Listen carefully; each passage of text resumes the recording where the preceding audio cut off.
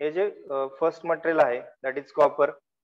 तर copper material generally आपण day to day life मध्ये पाहत असतो, यूज करत असतो. ठीक आहे. पण त्याच्यामध्ये कोणत्या कोणत्या प्रॉपर्टीज आहेत त्या आपल्याला माहित नसतात. तर त्याच्यामध्ये फर्स्ट म्हणजे त्याच्या physical properties. Reddish brown in colour. त्याचा जो कलर आहे तो कसा आहे? रेडिश ब्राऊन कलर आहे. त्याच्यानंतर हाय इलेक्ट्रिकल अँड थर्मल कंडक्टिव्हिटी त्या मटेरियलची आहे. ठीक आहे. तर ही एक महत्वाची प्रॉपर्टी आहे की जे काही कॉपर मटेरियल आहे आपण त्याला तांबा असं म्हणतो. ठीक आहे मराठीमध्ये. तर त्याचा जो कलर आहे तो रेडिश ब्राऊन आहे. बरोबर.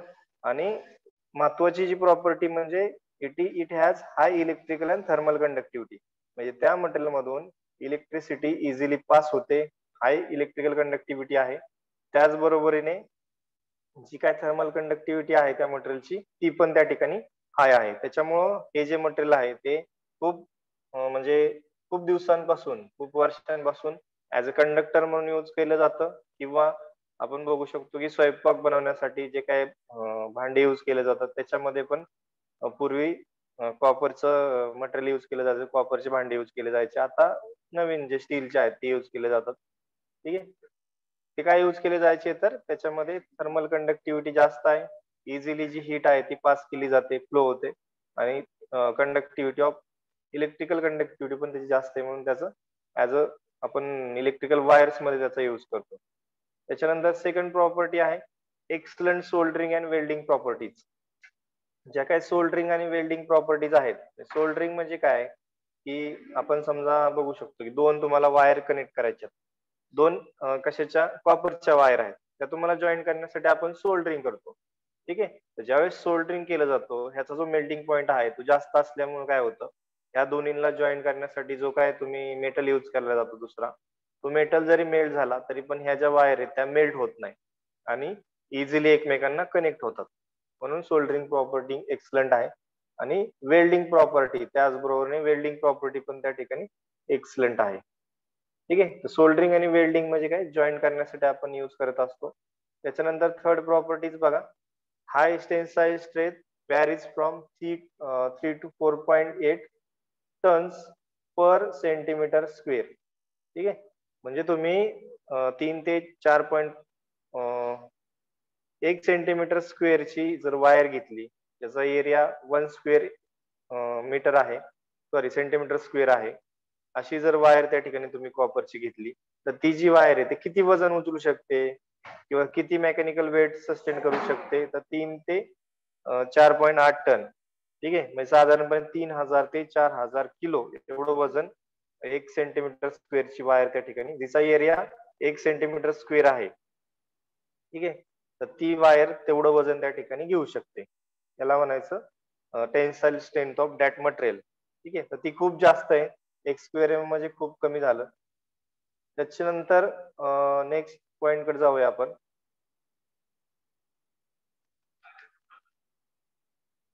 नेक्स्ट पॉइंट आहे रब करतो मी. आता ह्या 3 प्रॉपर्टीज झाल्यानंतर त्याचे कलर बघितलेला आहे आपण, कंडक्टिव्हिटी किंवा मेकॅनिकल स्ट्रेंथ बघितलेली आहे. त्याच्यानंतर नेक्स्ट जी प्रॉपर्टी आहे ती म्हणजे त्याची टेम्परेचर कोएफिशियंट ऑफ रेजिस्टन्स. ठीक आहे. तर हा जो टेम्परेचर कोएफिशियंट ऑफ रेजिस्टन्स आहे प्रॉपर्टी नंबर 4. ठीक आहे. आरटीसी जे की मी सांगितलं होतं. Resistance temperature coefficient of resistance is large.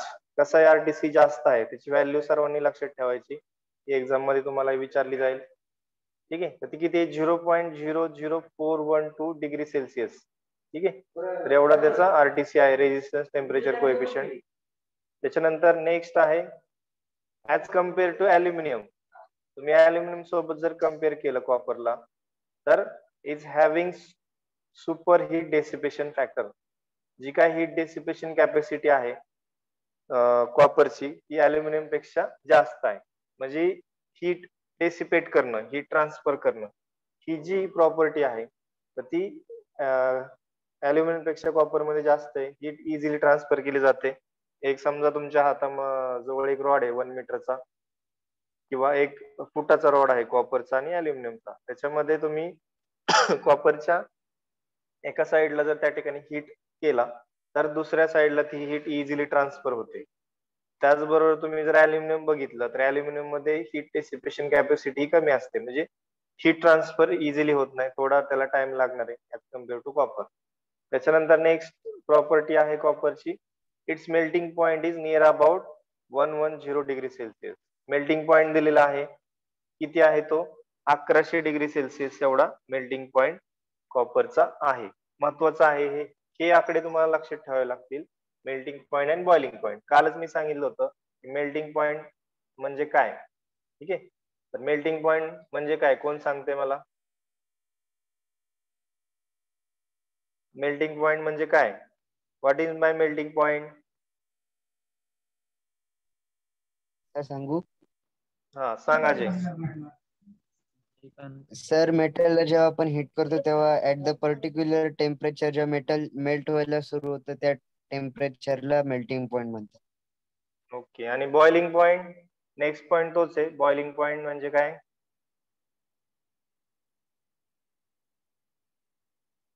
Boiling point कोण सांगताय? सर मीच सांगू?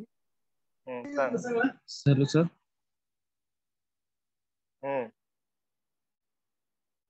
सांगा, कोणीतरी एक जणांनी सांगा, what is my boiling point? Sir एखाद्या वॉटरला किंवा सॉइलला जर आपण बॉईल करतो त्याच्यातून जे लिक्विड तयार होतं आणि त्या बॉइलिंग टेम्परेचरला आपण बॉइलिंग पॉइंट म्हणतो. लिक्विड नाही रे, वॉटरला हीट केल्यानंतर त्याचं ज्यावेळेस हा. वेपर मध्ये रूपांतर होतं, वाफेमध्ये रूपांतर होतं, तर तो जो टेम्परेचर असतो दॅट इज बॉइलिंग पॉइंट. मग तुम्ही पाण्याचं जर बघितलं तर 100 डिग्री सेल्सिअस आहे. तसं प्रत्येक मटेरियलचा त्या ठिकाणी वेगवेगळा असणार आहे. तर त्याच्यामध्ये बघा मेल्टिंग पॉइंट दिलेला आहे आपल्या, तुमच्या समोर दिसत असेल स्क्रीनवरती, की जो काय मेल्टिंग पॉइंट आहे कॉपरचा तो किती दिलेला आहे मग? तर इथं 1100 डिग्री सेल्सिअस त्या ठिकाणी मेल्टिंग पॉइंट दिलेला आहे. हा जो आकडा आहे तो व्यवस्थित लक्षात ठेवा, हे तुम्हाला एक्झाम मध्ये लिहायचंय. त्याच्यानंतर नेक्स्ट आहे बॉइलिंग पॉइंट. ठीक आहे, तर बॉइलिंग पॉइंट म्हणजे काय की लिक्विडचं गॅसेस मध्ये कन्वर्ट होणं, त्या टेम्परेचरला आपण काय म्हणू शकतो? बॉइलिंग पॉइंट म्हणू शकतो. ठीक आहे, मग तो किती आहे? किंवा एखादं लिक्विड उकळणं, म्हणजे पाणी आपण म्हणतो, पाणी आपण जर गॅसवरती ठेवलं आणि ते उकळलं, मग ते किती टेम्परेचरला त्याचं ते उकळणार आहे, म्हणजे त्याचं लिक्विडचं वेपर मध्ये कन्व्हर्जन होणार आहे? तर 100 डिग्री सेल्सिअसला. मग कॉपर मटेरियल ज्यावेळेस मेल्ट होतं, मेल्ट झाल्यानंतर ते बॉईल होतं, मग ते बॉईल होण्यासाठी किती टेम्परेचर लागणार आहे? 2600 डिग्री सेल्सिअस, 2600 डिग्री सेल्सिअस एवढा त्याचा बॉइलिंग पॉइंट असणार आहे. ठीक आहे, तर this is melting point and boiling point. हा प्रत्येक मटेरियलचा तुम्हाला लक्षात ठेवायला लागणार आहे. आता हा जो मेल्टिंग पॉइंट आहे खूप जास्त आहे, 1100 डिग्री सेल्सिअस. एवढं टेम्परेचर आपल्या इलेक्ट्रिकल मध्ये जनरली जात नाही. इन केस जर मोठा फॉल्ट झाला, शॉर्ट सर्किट झालं, तर त्या केसमध्ये एवढं टेम्परेचर त्या ठिकाणी जाऊ शकतं, 1100 डिग्री सेल्सिअस. म्हणून जे काय कॉपर मटेरियल आहे ते आपण कंडक्टर म्हणून यूज करतो, कारण कंटिन्युअसली करंट फ्लो होत असतो आपल्या सिस्टीम मधून, कंडक्टर मधून कंटिन्युअसली हीट तयार होत असते त्या ठिकाणी. मग ती जी हीट आहे ती जर कॅरी नाही झाली तर ते आपण मटेरियल त्या ठिकाणी वापरू शकत नाही. पण आपलं जे कॉपर मटेरियल आहे ते कॅपेबल असतं की हीट कॅरी करण्यासाठी. का कॅपेबल असतं की त्याची प्रॉपर्टी आहे, मेल्टिंग पॉइंट आहे तो खूप जास्त आहे, 1000 पेक्षा जास्त आहे, 1100 डिग्री सेल्सिअस. ठीक आहे, त्यामुळं हे जे कॉपर मटेरियल आहे आपण त्या ठिकाणी यूज करत असतो आपल्या सिस्टीम मध्ये ऍज अ कंडक्टर म्हणून. त्याच्यानंतर नेक्स्ट त्याच्याच खाली नेक्स्ट पॉइंट आहे बघा, next property, it's electrical resistivity is 1.68 into 10⁻⁶ ohm per centimetre at 20 degree Celsius. ठीक आहे, तर ही रेजिस्टिव्हिटी आहे, रेजिस्टिव्हिटीची व्हॅल्यू आहे. रेजिस्टिव्हिटीचा फॉर्म्युला तुम्ही बघितला असेल, R is directly proportional to किंवा R is equal to rho L upon A.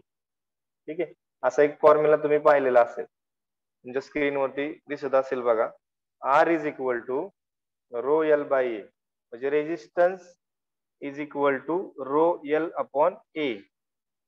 तर हा जो रो आहे तर त्याची जी व्हॅल्यू आहे, कारण दोन्हीचं रिलेशन तुम्ही बघू शकता, आर आणि रेजिस्टिव्हिटी हे डायरेक्टली प्रोपोर्शनल असतात.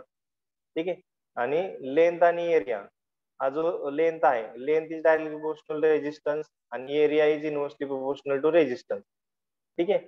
तर त्याचप्रमाणे रेजिस्टिव्हिटीची व्हॅल्यू हा जो कॉन्स्टंट आहे या फॉर्म्युल्यामधला, तुम्ही बेसिक इलेक्ट्रिकलला किंवा ECI ला तुम्हाला हे झालेलं असेल, तर ही जी रेजिस्टिव्हिटी आहे ती म्हणतोय हा जो रो आहे that is resistivity of that material.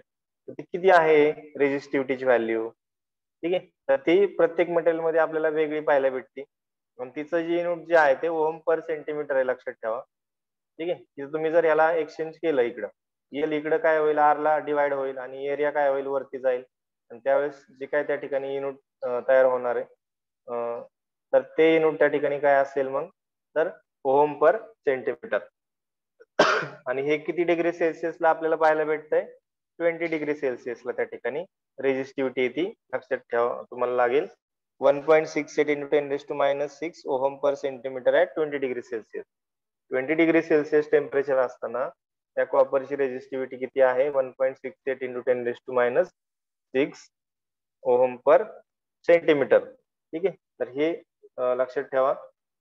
त्याच्यानंतर नेक्स्ट पॉइंट बघा, it easily forms alloy like brass, bronze.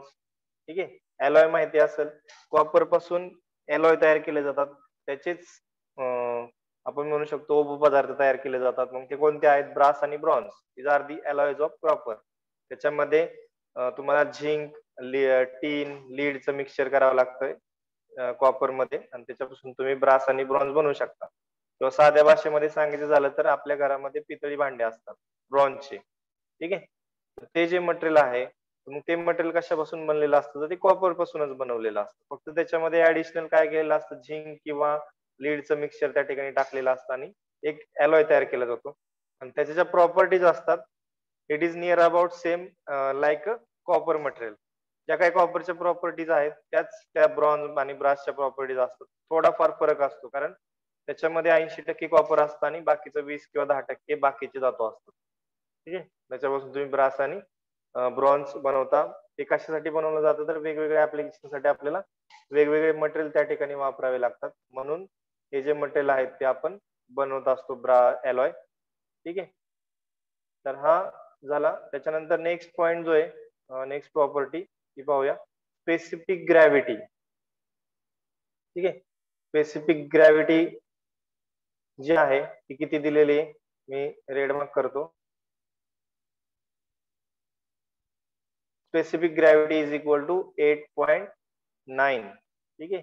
This is constant, त्याच्यामुळे त्याला युनिट नाही. Specific gravity is equal to 8.9.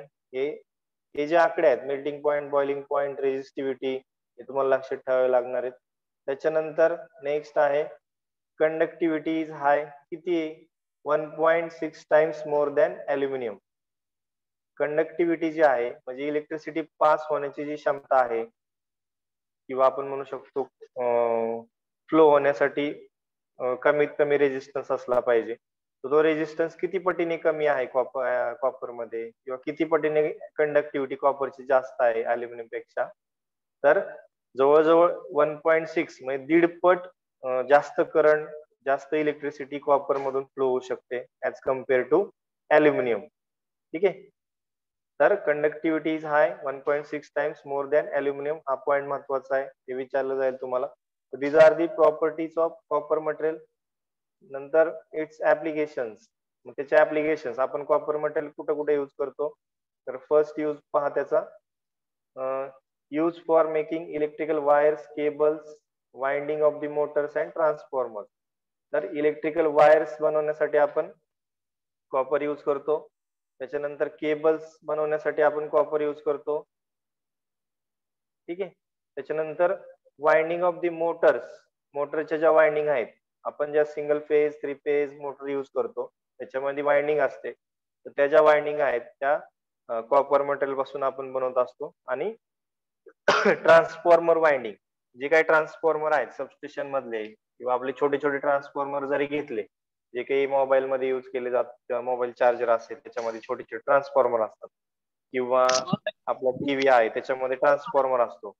तर तो जो ट्रान्सफॉर्मर आहे त्याच्यामध्ये जी वाइंडिंग वापरली जाते, this is made up from copper material. आता इथं फक्त ऍप्लिकेशन्स आपल्याला इलेक्ट्रिकलच्या रिलेटेड पाहिजेत. कॉपर इलेक्ट्रिकल सेक्टर मध्ये कुठं कुठे युज होतं हे तेवढेच ऍप्लिकेशन तुम्हाला लक्षात ठेवायचे. जसं जनरल लाईफ मध्ये कॉपर बऱ्याच ठिकाणी युज होतो, पण तुम्हाला फक्त यूज कुठला लिहायचा आहे किंवा ऍप्लिकेशन कुठले माहिती असले पाहिजे तर इलेक्ट्रिकल सेक्टर मधले. सेकंड ऍप्लिकेशन बघा, use for making electromagnets and printed circuit boards. ठीक आहे, तर इलेक्ट्रोमॅग्नेट्स तयार करण्यासाठी आता इलेक्ट्रोमॅग्नेट्स कुठं युज होतात, बऱ्याच ठिकाणी युज होतात. स्विचिंग पर्पज साठी सुद्धा त्या ठिकाणी इलेक्ट्रोमॅग्नेट्स वापरावे लागतात. आपले स्टार्टर आहे त्याच्यामध्ये युज केला जातो, किंवा जे काय लोखंडाची कंपनी असते बघा, आयर्न फॅक्टरी, तर त्याच्यामध्ये जो काय ज्यावेळेस एखादं मेटल कट होतो, त्या मेटलचे छोटे छोटे तुकडे काय होतात सरफेस वरती पडलेले असतात, मग ते कलेक्ट करण्यासाठी खूप जास्त मेहनत घ्यावी लागते. त्या ठिकाणी जर आपण इलेक्ट्रोमॅग्नेट जर युज केला तर खूप जास्त प्रमाणात सरफेस वरचे जो कचरा आहे, आयर्न पीस आहेत, ते आपण काय करू शकतो, कलेक्ट करू शकतो. कारण मॅग्नेट कडं जो काय आयर्न आहे, आपला लोखंड म्हणतो आपण त्याला, तो लगेच अट्रॅक्ट होतो, म्हणून त्या ठिकाणी वापरला जातो. किंवा असा कचरा आहे त्याच्यामध्ये मधून जर तुम्हाला मेटल कलेक्ट करायचं असेल कचऱ्यामधून आणि बाकीचं सॉर्ट आउट करायचं असेल तर त्या ठिकाणी इलेक्ट्रोमॅग्नेट युज होतात. किंवा आपल्या मोटरमध्ये पण त्या ठिकाणी इलेक्ट्रोमॅग्नेट्स तयार होतात. किंवा जे काही स्विचेस आहेत, तुमचा एमसीबी असेल, त्याच्यानंतर रिले असेल, आपल्या स्टार्ट मोटरचा स्टार्टर असेल, त्याच्यामध्ये पण इलेक्ट्रोमॅग्नेट्स आहेत. तर हा इलेक्ट्रोमॅग्नेट्स तयार करण्यासाठी आपल्याला कॉपर मटेरियल युज करावा लागतो. त्याच्यानंतर PCB, printed circuit board. PCB पाहिलेला असेल तुम्ही, पण तुम्हाला माहित नसेल की हाच पीसीबी. आपले जेवढे इलेक्ट्रॉनिक किट आहेत, तुमच्या मोबाईल चार्जर असेल किंवा मोबाईलचं सर्किट असेल आतमध्ये ओपन केल्यानंतर, तर ते जे सर्किट आहे तर ते कशापासून बनलेलं असतं, तर इलेक्ट्रोमॅग्नेट्स पासून पीसीबी पासून बनलेलं असतं. ठीक आहे. किंवा आपला टीव्ही मध्ये सर्किट आहे, तर ते जे छोटे छोटे आयसी, डायोड्स हे जे ज्याच्यावरती माउंट केले जातात, this is called as printed circuit board, PCB. तर तो पीसीबी आहे, पीसीबी कशापासून बनलेला असतो किंवा तो त्याच्यामध्ये बनवण्यासाठी तुम्हाला कॉपर यूज करावं लागतं. त्याच्यानंतर लास्ट ऍप्लिकेशन आहे use for making electrical release. जे काही इलेक्ट्रिकल रिले आहेत, बसबार आहे, स्विचेस आहेत, आपण स्विचेसचे बरेच टाइप्स बघितले, होल्डर पाहिले, फ्यूज बघितले. तर फ्यूजचे कॉन्टॅक्ट असतील, स्विचेस असतील, स्विचेसचे कॉन्टॅक्ट, रिलेचे कॉन्टॅक्ट, सर्किट ब्रेकरचे कॉन्टॅक्ट, किंवा बसबार बनवण्यासाठी सुद्धा आपल्याला कॉपरचा यूज करावा लागतो. ठीक आहे. These are the applications and properties of copper material. त्याच्यानंतर नेक्स्ट जे मटेरियल आहे ते म्हणजे अल्युमिनियम. त्याच्या प्रॉपर्टीज आणि ऍप्लिकेशन्स आपल्याला पाहिजेत. ठीक आहे. तर कॉपर मटेरियल जे आहे आणि अल्युमिनियम मटेरियल आहे ते खूप जास्त प्रमाणात आपल्या इलेक्ट्रिकल सेक्टर मध्ये ऍज अ कंडक्टिंग मटेरियल म्हणून यूज केलं जातं. तुमच्या स्क्रीनवरती दिसत असेल अल्युमिनियम. ठीक आहे. तर अल्युमिनियम जे मटेरियल आहे त्याच्या ज्या प्रॉपर्टीज आहेत, first conductivity less than copper, 1.6 time lesser than copper. Copper पेक्षा ह्याची कंडक्टिव्हिटी कमी आहे, जे आत्ताच आपण पॉईंट बघितला होता, जवळपास 1.6 टाइम्स लेसर आहे. त्याच्यानंतर रेजिस्टिव्हिटीची व्हॅल्यू दिलेली मोर दॅन कॉपर. कॉपर पेक्षा रेजिस्टिव्हिटी ह्या मटेरियलची जास्त आहे. किती आहे, तर 2.8 into 10⁻⁸ ohm per metre at 20 degree Celsius.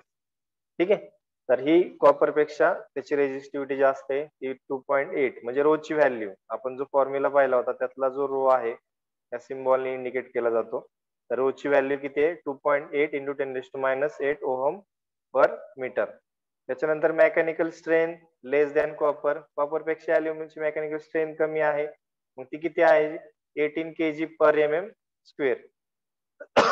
1 mm स्क्वेअरचा जर एरियाचा कंडक्टरचा तुम्ही घेतला, ज्याचा एरिया 1 mm स्क्वेअर आहे, ठीक आहे, तर तो किती वजन उचलू शकतो, 18 किलो वजन त्या ठिकाणी तो उचलू शकतो. आणि ही जी मेकॅनिकल स्ट्रेंथ आहे ती कॉपर पेक्षा कमी आहे. आपण जनरली बघतो अल्युमिनियम आणि कॉपर मध्ये फरक.